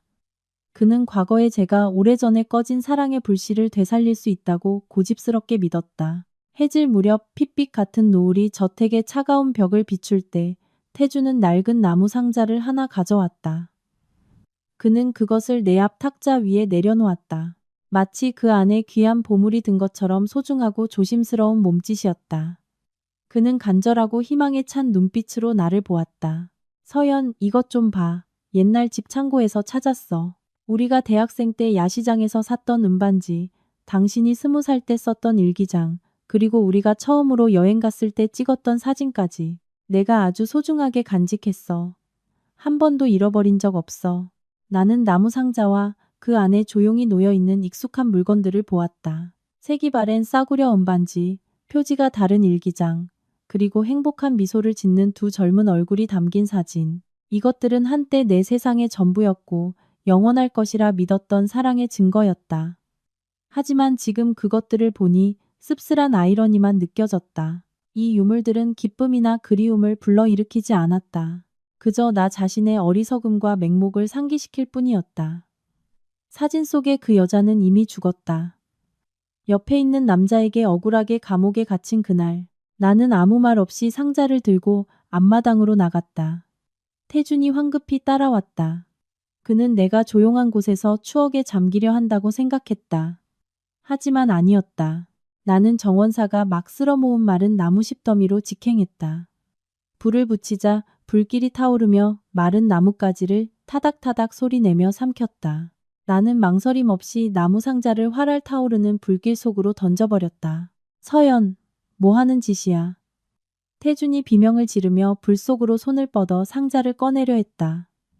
불길이 일기장에 옮겨붙어 맹렬하게 타올랐다. 태준은 끔찍한 열기도 아랑곳하지 않고 맨손으로 숫덩이 속을 헤집으며 유물들을 꺼내려 했었다. 그의 살이 치익 소리를 내며 탔고 매캐한 냄새가 피어올랐지만 그는 고통을 느끼지 못하는 듯했다. 그의 얼굴은 공황과 절망으로 일그러졌다. 그가 겨우 사진을 꺼냈을 때는 이미 절반이 타버린 후였다. 사진 속 여자의 얼굴은 재가 되어 사라지고 검게 그을린 종이 위에는 그의 환한 미소만이 덩그러니 남아있었다. 나는 그를 보았다. 내 눈은 아무런 감정에 동요 없이 차가웠다. 태준이 화상 입은 손을 움켜쥐고 눈물을 흘리며 원망스럽게 나를 보자 나는 차갑게 말했다. 뭐가 아까워요? 그런 쓰레기들을 뭐하러 간직해요? 옛날의 이서연을 찾으려 하지 마세요. 그녀는 당신이 법정에서 증언하던 그날 죽었어요. 지금 당신 앞에 서 있는 사람은 이서연이라는 이름을 가진 텅 빈 시체일 뿐이에요. 내 말은 태준의 얼굴에 찬물을 끼얹는 것과 같았다. 그의 마음속 마지막 희미한 희망마저 꺼뜨렸다. 그는 꺼져가는 불더미 옆에 무너져 내렸다. 타다 남은 사진을 가슴에 품고 길 잃은 아이처럼 서럽게 울었다. 태준이 수집한 명백한 증거들로 유라의 종말은 마침내 다가왔다. 그녀는 사기, 문서 위조, 무고 등 여러 혐의로 기소되었다. 그녀는 사기, 경찰이 체포영장을 집행하러 온 그날 태주는 나를 차에 태우고 유라가 사는 고급 아파트 앞을 지나갔다. 그는 내가 길가에서 벌어지는 광경을 똑똑히 볼 수 있도록 차를 아주 천천히 몰며 창문을 내렸다. 유라는 2명의 여경에게 이끌려 호송차로 향했다. 한때 와인잔만 들었던 그 하얀 손은 차가운 수갑에 채워져 있었다. 그녀에게서 평소에 도도하고 고상한 모습은 찾아볼 수 없었다. 머리는 헝클어져 있었고 화장기 없는 얼굴은 창백하고 퀭했다. 몸에는 헐렁한 잠옷만 걸치고 있었다. 유라는 발버둥치며 주변 사람들에게 욕설을 퍼부었다. 마지막 남은 자존심을 지키려 애썼지만 그럴수록 더 비참해 보일 뿐이었다. 구경꾼들이 몰려들어 손가락질하며 사진을 찍었다. 6년 전 나를 향했던 것과 똑같은 경멸의 시선이 그녀에게 쏟아졌다. 태주는 나를 돌아보았다. 그의 눈은 내가 통쾌해하거나 기뻐하는 표정을 짓기를 기다리고 있었다. 그는 낮은 목소리로 물었다. 어때? 저 여자는 죗값을 치르게 됐어. 마음이 조금은 편해졌어? 나는 호송차에 실려가는 유라를 보았다. 철문이 쾅 닫히며 그녀를 내가 막 빠져나온 어두운 세상 속으로 가두었다. 나는 기쁠 줄 알았다. 원수의 몰락을 보며 웃을 줄 알았다. 하지만 이상하게도 내 마음은 텅 비고 차가울 뿐이었다. 이 복수는 내게 승리감을 안겨주지 않았다. 그저 너무 오래 끌었던 비극의 뒤늦은 마침표일 뿐이었다.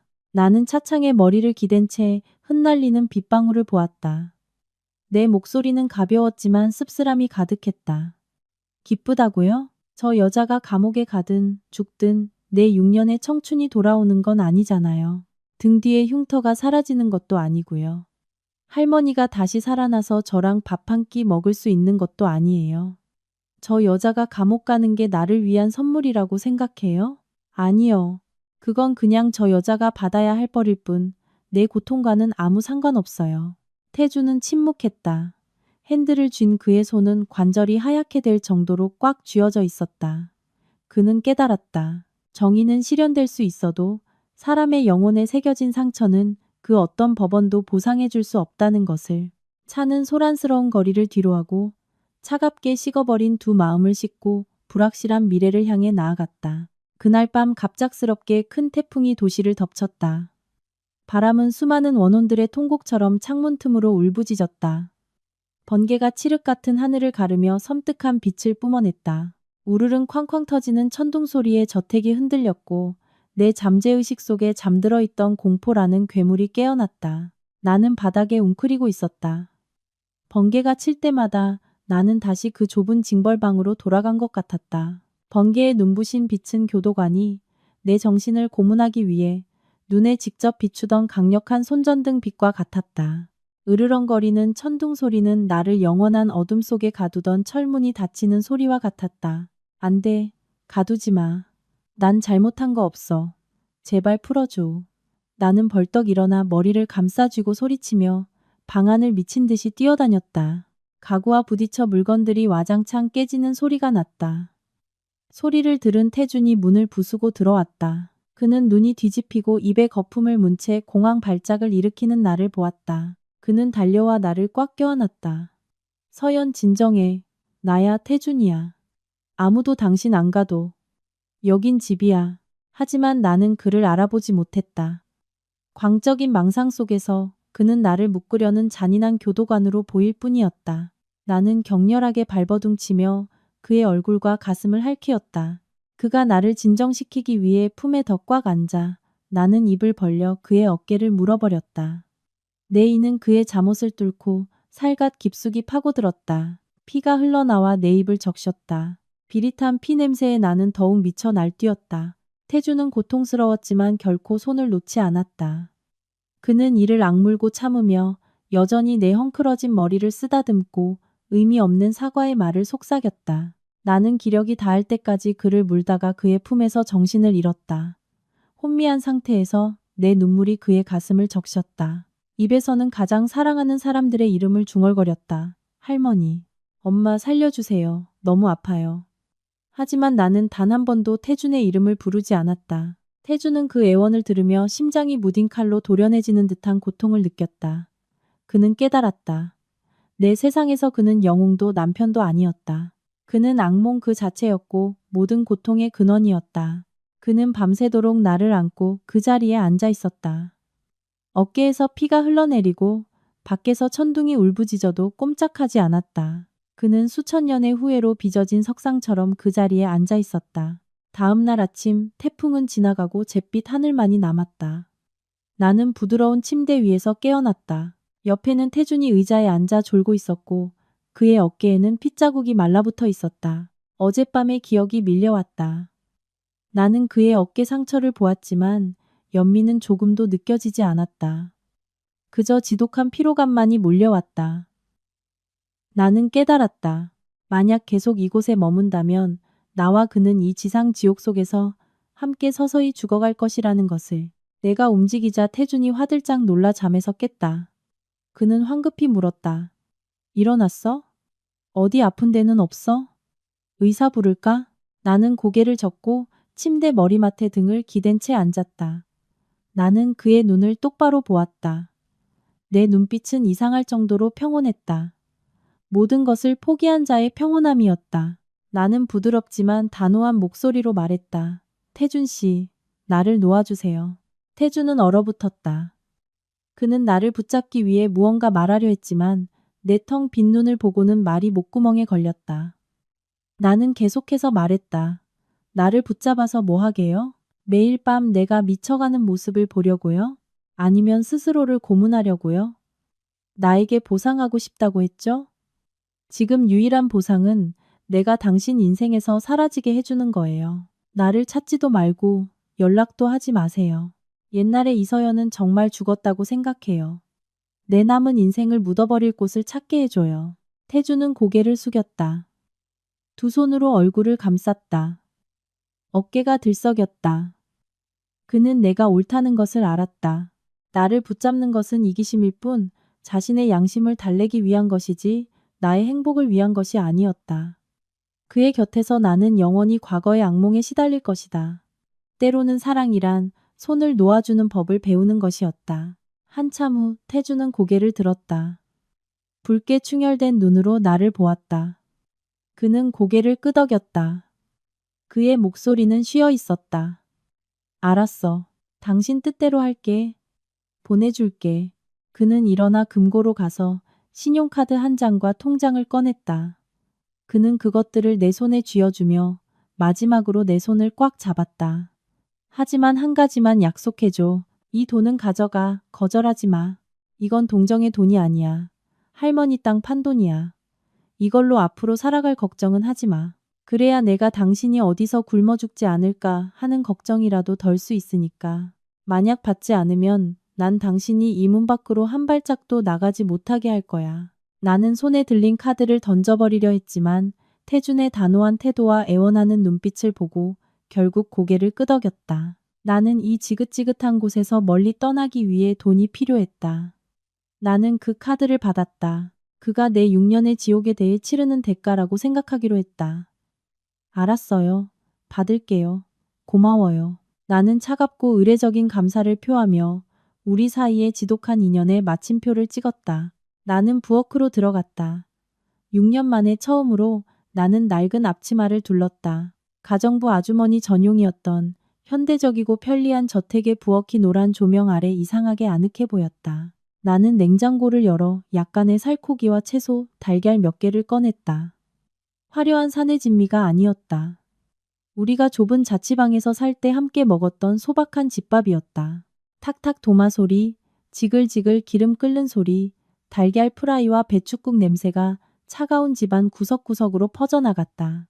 퇴근한 태주는 집에 들어서자 마셔 식탁 위에 차려진 따끈한 밥상을 보고 멍하니 섰다. 그는 꿈을 꾸는 건가 싶어 눈을 비볐다. 내가 그의 앞에 흰 쌀밥 한 공기를 놓으며 부드러운 목소리로 말했다. 앉아서 먹어요. 오랜만에 해서 입에 맞을지 모르겠네요. 태주는 자리에 앉았다. 떨리는 손으로 젓가락을 들었다. 그는 밥 한 숟갈을 뜨고 달걀 프라이 한 조각을 집어 입에 넣었다. 그러자 눈물이 왈칵 쏟아져 밥그릇 위로 뚝뚝 떨어졌다. 그는 허겁지겁 먹었다. 먹으면서 울었다. 마치 세상에서 가장 맛있는 밥을 먹는 사람처럼. 그는 붉게 충혈된 눈으로 나를 보았다. 희미한 행복이 어렸다. 맛있어, 서연아. 옛날이랑 똑같이 맛있어. 나 용서해주는 거지? 나는 대답하지 않고 묵묵히 고기 한 점을 더 집어 그의 그릇에 놓아주었다. 나는 그의 국그릇에 그가 꿈도 꾸지 않고 깊이 잠들 수 있을 만큼의 약한 수면제를 몰래 타넣었다. 나는 그가 먹는 모습을 보며 속으로 생각했다. 많이 먹어요, 태준 씨. 다가올 고독을 견뎌낼 힘을 비축해야 하니까. 식사는 침묵 속에서 다만 이상하게 평화롭게 끝났다. 태준은 젓가락을 놓았다. 곧이어 졸음이 몰려왔다. 그는 만족스러운 미소를 머금은 채 식탁에 머리를 밟고 잠이 들었다. 나는 그를 부축해 방으로 데려가 침대에 눕히고 이불을 덮어주었다. 나는 잠든 그의 얼굴을 한참 동안 바라보았다. 내 기억 속의 모습보다 많이 늙어 있었다. 나는 내 방으로 돌아와 짐을 쌌다. 태준이 사준 것은 아무것도 챙기지 않았다. 값비싼 옷과 보석들은 모두 남겨두었다. 낡은 청가방 속에는 색바랜 옷 몇 벌과 꿰맨곰 인형, 그리고 받기로 약속했던 카드뿐이었다. 나는 집 열쇠 꾸러미와 메모지를 화장대 위에 올려두었다. 그 위에는 마지막 글씨를 또박또박 써 내려갔다. 이 저녁 식사 고마웠어요. 이제 우린 서로에게 빚진 게 없어요. 영원히 안녕. 나는 가방을 들고 조용히 문을 나섰다. 고요한 밤속으로 스며들며 고통스러운 과거를 통째로 등 뒤에 남겨두었다. 아침 햇살이 커튼을 뚫고 태준의 눈을 비췄다. 그는 눈을 찌푸리며 잠에서 깼다. 약 기운 때문에 머리가 약간 띵했지만 푹신한 침대의 감촉에 조금 더 게으름을 피우고 싶었다. 어젯밤 저녁 식사의 달콤한 기억이 떠올랐다. 그는 미소를 지으며 그것이 관계 회복의 시작이라고 믿었다. 그는 벌떡 일어나 내 방으로 달려갔다. 서연아, 일어나서 아침 먹자. 하지만 그에게 돌아온 것은 소름 끼치는 침묵뿐이었다. 방은 텅 비어 있었고 침대는 차갑게 정돈되어 있었다. 옷장은 텅 비어 있었다. 익숙한 흔적은 어디에도 없었다. 태주는 그 자리에 얼어붙었다. 입가의 미소가 사라졌다. 그는 화장대로 달려가 메모지 옆에 덩그러니 놓인 열쇠 꾸러미를 보았다. 익숙한 필체가 그의 눈을 때렸다. 영원히 안녕. 한 글자 한 글자가 그의 심장을 도려내는 칼날 같았다. 안 돼, 안 돼, 서연. 태주는 울부짖으며 메모지를 구겨버렸다. 그는 집안 구석구석을 뒤지고 밖으로 뛰쳐나갔지만 내 모습은 어디에도 없었다. 나는 어젯밤에 떠났다. 이번에는 더 치밀했다. 나는 그가 표를 추적할 수 없도록 버스나 기차를 타지 않았다. 나는 국도로 걸어나가 강원도로 가는 장거리 화물 트럭을 얻어 탔다. 쓰던 유심칩은 버리고 새 대포폰을 샀다. 과거의 세계와 모든 연락을 끊었다. 나는 거대한 인파 속으로 증발한 물방울과 같았다. 태주는 미친 듯이 사람을 풀어 나를 찾았다. 그는 최고의 사설 탐정을 고용했고 내 행방을 찾는 사람에게 전 재산을 내걸었다. 그는 도시 전체를 샅샅이 뒤졌다. 하지만 소용없었다. 나는 벼랑 끝에 몰렸던 자의 생존 경험으로 이 도주를 너무나 철저하게 준비했다. 그 후 며칠 동안 저택은 무덤처럼 암울해졌다. 태주는 회사를 내팽개치고 매일 내 방에 틀어박혀 내 향기가 남은 베개를 끌어안고 술을 마셨다. 그는 만취해서 집기를 부수고 절망 속에서 내 이름을 울부짖었다.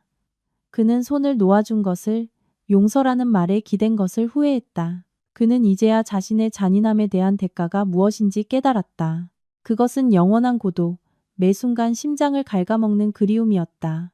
기름과 먼지 냄새가 진동하는 트럭에서 사흘 밤낮을 흔들린 끝에 나는 강원도 깊은 산골의 작은 마을에 도착했다. 이곳은 붉은 황토가 나무와 풀을 물들이고 공기는 도시의 숨막힘과 달리 맑고 서늘했다. 나는 드넓은 배추밭 한가운데 덩그러니 놓인 작은 통나무집을 빌려 아니라는 가명으로 새로운 삶을 시작했다. 나는 바치를 거들며 생계를 꾸렸다. 이른 아침부터 해질녘까지 힘든 육체 노동을 했다. 이미 굳은 살이 박인 손은 흙과 가시에 더욱 거칠어졌다. 하지만 그 대가로 나는 노동 속에서 평화를 찾았다. 이곳에서는 아무도 내 과거를 알지 못했다. 아무도 나를 경멸하거나 동정하지 않았다. 순박한 마을 사람들은 오늘 내가 얼마나 많은 배추를 수확했는지에만 관심을 가졌고 소박한 이야기들로 내게 말을 걸어주었다. 어느 비 오는 오후 나는 길가에 버려져 흠뻑 젖은 채 떨고 있는 작은 강아지 한 마리를 주었다. 나는 그를 데려와 자유라는 이름을 붙여주었다. 그 후로 내 작은 집은 덜 외로워졌다. 자유는 내 곁을 떠나지 않았다. 내가 바느질을 할 때면 발밑에 누워 있었고 낯선 사람이 다가오면 지저댔다. 길고 긴 6년 만에 처음으로 나는 악몽 없이 온전한 잠을 잘 수 있었다. 나무십 사이를 스치는 바람 소리, 벌레 소리, 향긋한 풀 내음이 나를 평화로운 잠으로 이끌었다. 나는 더 이상 매맞는 꿈도, 유라의 피 묻은 얼굴도, 태준의 절망적인 눈빛도 보지 않았다. 마음속 고통은 여전히 새살이 돋은 긴 흉터처럼 남아 있었다. 가끔 날이 굳으면 옥신거렸지만 더 이상 피를 흘리지는 않았다. 나는 그것을 내 삶의 일부로 받아들이는 법을 배웠다. 천천히 살고 깊게 숨쉬며 모든 세포에서 되살아나는 생명을 느꼈다. 2년이 흘렀다. 시간은 흐르는 물과 같아 많은 것을 씻어냈지만 마음의 상처는 더욱 깊게 새겨졌다. 태주는 술에서 깨어나 점차 자신을 추슬렀다. 그는 다시 그룹을 이끌었고 회사를 몇 배나 더 크게 성장시켰다. 하지만 그는 완전히 다른 사람이 되었다. 그는 차갑고 고독해졌으며 그의 얼굴에서 미소는 영원히 사라진 듯했다. 그는 기계처럼 미친 듯이 일했고 주변의 여자들에게는 눈길도 주지 않았다. 거대한 저택에서 외로운 독신 생활을 했다. 태주는 개인 수익의 대부분을 사용해 억울하게 수감된 여성들을 돕는 무료 법률 지원 재단을 설립했다. 나처럼 억울한 사람들을 돕기 위해서였다. 그는 이 일을 조용히 언론에 알리지 않고 진행했다. 한 사람이 누명을 벗을 때마다 그는 마치 멀리서나마 내게 죗값을 갚는 것처럼 마음이 조금 가벼워지는 것을 느꼈다. 강 여사는 그날의 뇌출혈 이후 목숨은 건졌지만 반신불수가 되어 휠체어 신세를 져야 했고 말도 할 수 없게 되었다. 태주는 그녀를 집으로 모셔와 간병인을 고용하고 약과 치료를 부족함 없이 제공했다. 하지만 그가 어머니에게 내린 가장 잔인한 형벌은 침묵이었다. 지난 2년간 태주는 어머니와 단 한마디도 나누지 않았다. 의례적인 안부 인사를 제외하고는 그는 퇴근 후 그녀를 그림자처럼 스쳐 지나갔고 같은 식탁에서 밥을 먹었지만 눈도 마주치지 않았다. 강 여사는 휠체어에 앉아 점점 쇠약해지는 아들을 보며 마음이 찢어지는 듯한 고통 속에서 눈물을 흘렸다. 그녀는 사과하고 싶었고 용서를 빌고 싶었지만 목에서는 의미 없는 소리만 나올 뿐이었다. 태준의 침묵은 그녀에게 내려진 무기징역이었다. 매일 그녀의 양심을 고문했다. 그녀는 후회 속에서 자신이 저지른 악행과 편견이 낳은 결과를 보며 살아야 했다. 망가진 가족, 외로운 아들. 그것은 그녀가 치러야 할 가장 비싼 대가였다. 죽는 것보다 못한 삶. 자신이 만든 고통을 마지막 숨을 거둘 때까지 곱씹으며 살아야 했다. 붉은 흙의 땅에서 내 삶은 그렇게 평온하게 흘러갔다. 나는 내가 정말로 과거의 세계에서 사라졌다고 생각했다. 운명의 그날이 오기 전까지 나중에야 알았지만 나와 태준 사이의 지독한 인연의 끈은 결코 끊어지지 않았다. 그것은 그저 얄궂은 우연에 의해 다시 끌어올려질 나를 기다리며 가라앉아 있었을 뿐이다. 그날은 장날이었다. 나는 산에서 캔 나물과 꿀을 팔아 쌀과 소금을 사려고 장에 나갔다. 나는 낡은 갈색 작업복을 입고 햇볕에 그을린 얼굴 절반을 가리는 수건을 머리에 둘렀다. 분비는 인파 속으로 섞여 들어갔다. 그때 태준의 비서 박민주는 커피 원료 조사를 위해 강원도 출장 중이었다. 그는 호기심에 장터를 둘러보며 도시인의 눈으로 신기하게 구경하고 있었다. 내가 길가에 쪼그려 앉아 나무를 정리하고 있을 때 박 비서가 내 옆을 지나갔다. 그는 나를 스쳐 지나가다 갑자기 멈춰섰다. 아마 익숙한 자세 때문이었거나 흉터로 가득한 내 깡마른 손이 그의 눈에 띄었기 때문일 것이다. 박 비서는 돌아와 눈을 가늘게 뜨고 나를 자세히 보았다. 그때 내가 손님을 부르기 위해 고개를 들었고 우리의 시선이 찰나의 순간 마주쳤다. 내 얼굴이 검게 타고 주름이 깊어졌지만 그 고요하고 슬픈 눈빛만은 숨길 수 없었다. 나는 화들짝 놀라 황급히 수건으로 얼굴을 가리고 바쁜 척하며 고개를 숙였다. 박 비서는 감히 다가오지 못했다. 사람을 잘못 봤거나 나를 놀라게 할까봐 두려웠을 것이다. 그는 구석진 곳으로 물러나 떨리는 손으로 휴대전화를 꺼내 줌을 당겨 급히 사진 한 장을 찍었다. 그 사진 속에는 길가에 웅크리고 앉은 고되고 초라한 여인이 있었지만 그 눈빛은 여전히 지울 수 없는 슬픔으로 빛나고 있었다. 그 사진은 즉시 수백 킬로미터를 날아 태준에게 전송되었다. 도시의 호화로운 대표이사실에서 태준은 서류에 서명하다가 휴대전화가 울리는 것을 보았다. 그는 박 비서의 메시지를 열었고 주변 세상이 무너지는 것 같았다. 그는 화면을 뚫어져라 보았다. 손이 너무 떨려 휴대전화를 떨어뜨릴 뻔했다. 서연이다. 저건 서연이야. 내가 늙고 추해졌어도 그는 나를 한눈에 알아보았다. 그는 사진 속 여인의 얼굴을 쓰다듬었다. 뜨거운 눈물이 흘러내려 화면을 적셨다. 그는 아무 말 없이 모든 회의를 취소하고 미친 사람처럼 사무실을 뛰쳐나갔다. 바람 부는 고원을 향해 밤새도록 차를 몰았다. 태주는 꼬박 하루 밤낮을 미친 듯이 운전해 내가 사는 작은 마을에 도착했다. 그가 도착했을 때는 이미 땅거미가 지고 안개가 길을 뒤덮기 시작했다.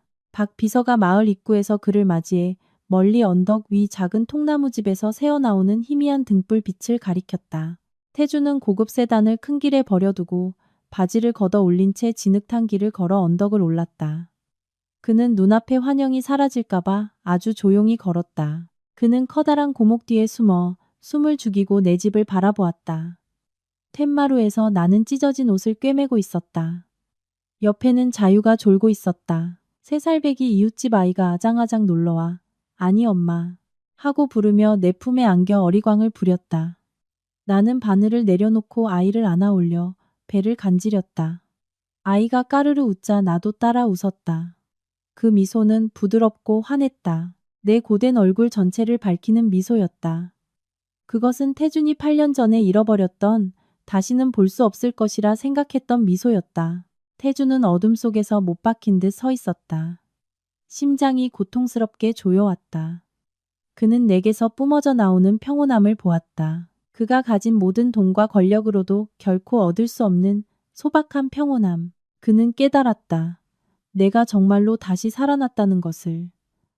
그의 보상 때문이 아니라 그를 떠났기 때문에.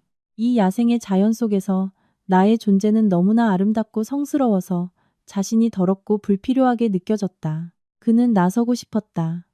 달려가 나를 껴안고 미치도록 보고 싶었다고 말하고 싶었다. 하지만 그의 발은 땅에 못 박힌 듯 움직이지 않았다. 그는 내 미소를 보고 자신의 손을 내려다보았다. 나를 지옥으로 밀어넣었던 그 손. 그는 두려웠다. 자신이 나타나는 순간 저 미소는 사라지고 대신 공황과 공허한 눈빛이 그 자리를 채울까봐. 자신의 등장이 내가 힘겹게 다시 세운 이 연약하고 평화로운 세계를 산산조각 낼까봐 두려웠다. 태주는 그곳에 서 있었다. 차가운 밤이슬과 섞인 눈물이 뺨을 타고 흘러내렸다. 그는 깨달았다.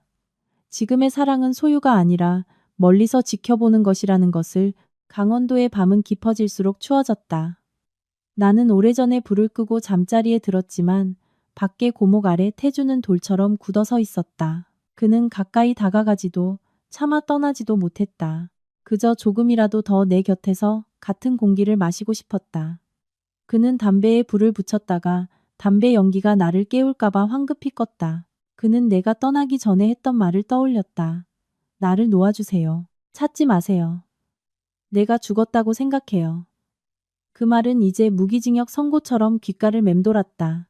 그는 자신이 모든 실수를 바로잡을 힘이 있다고 생각했지만 나의 평온함 앞에서 그는 자신이 얼마나 무력한지 뼈저리게 깨달았다. 그 자신이 폭풍이었고 나는 그 폭풍이 사라져야만 평온해질 수 있었다. 태주는 밤새도록 그곳에 서 있었다. 뼛속까지 스미는 추위도 벌레에 물려 퉁퉁 부은 손발도 아랑곳하지 않았다. 그는 내 집을 모든 세부 사항을 마음에 새기려는 듯 바라보았다. 새벽 달기 울고 동쪽 하늘이 밝아올 때 그는 떠나야 한다는 것을 알았다. 내가 그를 발견하게 둘 수는 없었다. 과거의 진창을 다시 휘젓고 싶지 않았다. 그는 차로 돌아가 어제 장에서 샀던 난초 화분을 꺼내 들었다. 옛날 내가 무척 좋아했지만 비싸서 사지 못했던 그 꽃이었다. 그는 조심스럽게 내 집 앞으로 다가가 흙으로 된 섬돌 위에 화분을 내려놓았다. 그는 닫힌 나무 문을 마지막으로 한 번 본 뒤 문을 두드리려 손을 들었다가 이내 힘없이 내렸다. 잘 지내, 서연아. 그는 바람 속에 속삭였다. 목소리는 갈라져 있었다. 태주는 뒤도 돌아보지 않고 빠르게 언덕을 내려갔다. 단 1초라도 망설이면 손을 놓을 용기를 잃을까봐 두려웠다. 그의 발자국이 축축한 흙 위에 마음속에 새겨진 흉터처럼 깊게 남았다. 영원히 아물지 않을 상처. 자동차는 안개가 채거치지 않은 작은 마을을 떠났다. 자신의 심장을 이 산골에 영원히 남겨둔 한 남자를 싣고. 이른 아침 지저귀는 새소리에 잠이 깼다. 나는 문을 열고 기지개를 켜며 맑은 아침 공기를 마셨다. 그때 섬돌에 놓인 무언가에 시선이 멈췄다. 활짝 핀 난초 화분이었다. 보랏빛 꽃이 피 바람에 흔들리며 나를 반기는 듯했다. 나는 멍하니 주위를 둘러보았다. 아무도 없었다. 언덕 아래로 이어지는 텅 빈 흙길뿐이었다. 하지만 그때 축축한 흙 위에 찍힌 발자국을 보았다. 크고 깊은 남자의 구두 자국. 이 동네 사람들은 아무도 신지 않는 비싼 구두 자국이었다. 나는 그 발자국을 따라 고목까지 가보았다. 그곳에는 버려진 담배꽁초와 짓밟힌 풀들이 있었다. 심장이 쿵 하고 내려앉았다. 나는 누가 다녀갔는지 알 수 있었다. 내가 이 꽃을 좋아하는 것을 아는 사람은 단 한 명뿐이었다. 문을 두드릴 용기도 없이 밤새도록 조용히 서 있다 갈 수 있는 사람도 단 한 명뿐이었다. 강태준. 그가 나를 찾아왔었다. 등골을 타고 오싹한 기운이 흘렀다. 나는 집으로 달려가 문을 잠그고 다시 도망칠 짐을 싸려 했다. 하지만 나는 멈춰섰다. 나는 난초 화분을 보고 큰 길을 향해 멀어지는 발자국을 보았다. 그는 왔었다. 나를 보았다. 하지만 나를 방해하지 않았다. 그는 내가 그토록 바라던 평온을 남겨두고 조용히 떠나는 길을 택했다. 그것은 그가 진정으로 이해하고 진정으로 손을 놓아주었다는 의미였다. 나는 안도의 한숨을 내쉬었다. 오랫동안 마음을 짓누르던 무거운 돌덩이가 사라지는 기분이었다. 나는 그를 쫓아가지도 원망하지도 않았다. 나는 허리를 숙여 난초 화분을 들어 올렸다. 부드러운 꽃이 피 손에 닿는 감촉이 시원했다. 나는 화분을 집으로 가져와 햇살이 가장 잘 드는 창가에 놓았다.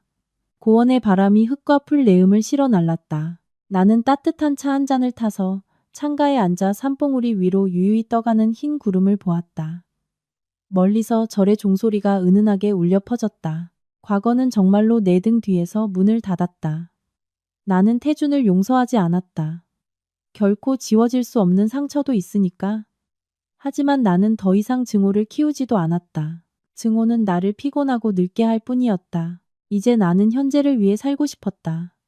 피와 눈물로 얻어낸 이 평온한 날들을 위해 나는 차를 한 모금 마셨다. 혀끝의 떫은 맛이 목구멍에서 단맛으로 변했다. 인생도 이 차 한 잔과 같으리라. 극한의 쓴맛을 겪어야만 비로소 평온의 단맛을 느낄 수 있는 법이다. 나는 미소 지었다. 가볍고 평온한 미소였다. 아주 먼 어딘가에서 아마 태준의 차는 도시를 향해 달리고 있을 것이다. 그리고 나는 여기에 남을 것이다. 자유롭고 고요한 아내 삶을 계속 살아갈 것이다. 시청해 주셔서 감사합니다. 다음 이야기에서 다시 뵙겠습니다.